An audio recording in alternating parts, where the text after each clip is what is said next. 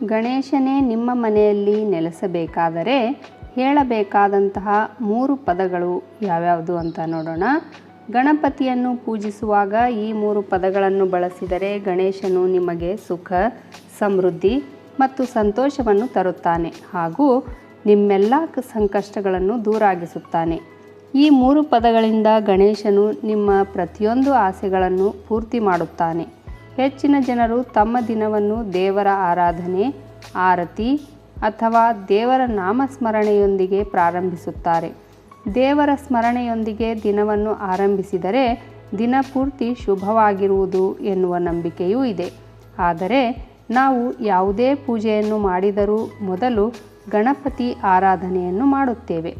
ಭಕ್ತರ ಪೂಜೆಗೆ ಶೀಘ್ರದಲ್ಲೇ ಮನಸೋಲುವ ದೇವರು ಮತ್ತು ದೇವತೆಯರಲ್ಲಿ ಗಣೇಶನೇ ಮೊದಲಿಗನು. ಭಕ್ತರ ಪೂಜೆಯಿಂದ ಬಹುಬೇಗನೆ ಪ್ರಸನ್ನನಾಗಿ ಅವರ ಇಷ್ಟಾರ್ಥಗಳನ್ನು ಈಡೇರಿಸುವಲ್ಲಿ ಗಣೇಶನ ಪಾತ್ರ ಪ್ರಮುಖವಾದದ್ದಾಗಿದೆ. ಅಡೆತಡೆಗಳನ್ನು ಹೋಗಲಾಡಿಸುವವನು ಎಂದು ಕರೆಯಲ್ಪಡುವ ಭಗವಾನ್ ಗಣೇಶನಿಗೆ ರೌದ್ರ ರೂಪವನ್ನು ಶಿವಪುರಾಣದಲ್ಲಿ ಉಲ್ಲೇಖಿಸಲಾಗಿದೆ.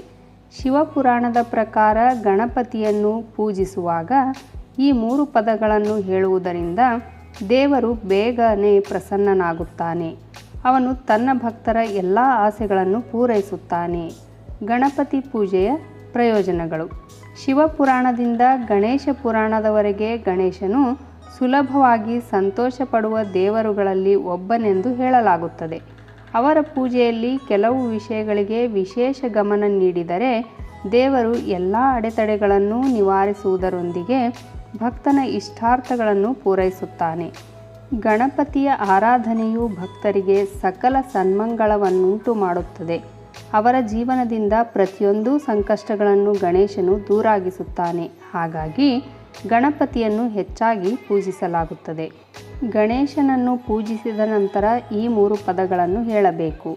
ಗಣಪತಿಯನ್ನು ಪೂಜಿಸುವ ಮೊದಲು ಮತ್ತು ಆರತಿಯನ್ನು ಮಾಡುವ ಮೊದಲು ಧೂಪವನ್ನು ಸುಡಲಾಗುತ್ತದೆ. ಈ ಧೂಪವನ್ನು ಹಸುವಿನ ಸಗಣಿಯನ್ನು ಮತ್ತು ಗುಗ್ಗಲುವನ್ನು ಸೇರಿಸಿ ಮಾಡಲಾಗಿರುತ್ತದೆ. ಇದನ್ನು ಸುಡುವಾಗ ಕಡ್ಡಾಯವಾಗಿ ಗಣೇಶನಿಗೆ ಪ್ರಿಯವಾದ ಈ 3 ಪದಗಳನ್ನು ಉಚ್ಚರಿಸಬೇಕು. ಆ 3 ಪದಗಳೆಂದರೆ ಧೂಮ್ರವರ್ಣ ವಿನಾಯಕ ಬೈಠೋ. ಇದನ್ನು ಪಠಿಸಬೇಕು. ಈ ಪದವನ್ನು ಬಳಸುವ ಮೂಲಕ ಗಣಪತಿ ಪೂಜೆಯನ್ನು ಮಾಡುವುದರಿಂದ ಗಣೇಶನು ನಿಮ್ಮ ಮನೆಯಲ್ಲೇ ನೆಲೆಸುತ್ತಾನೆ.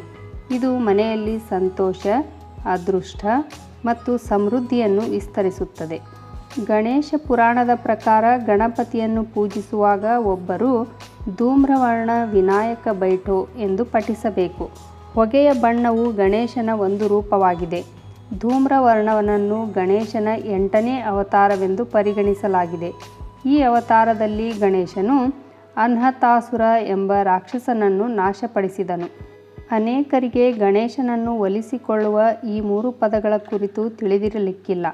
ಒಂದು ವೇಳೆ ನಿಮಗೂ ಈ ಪದಗಳ ಪರಿಚಯವಿಲ್ಲದಿದ್ದರೆ ಇಂದೇ ಈ ಪದಗಳ ಬಳಕೆಯನ್ನು ಮಾಡಲಾರಂಭಿಸಿರಿ.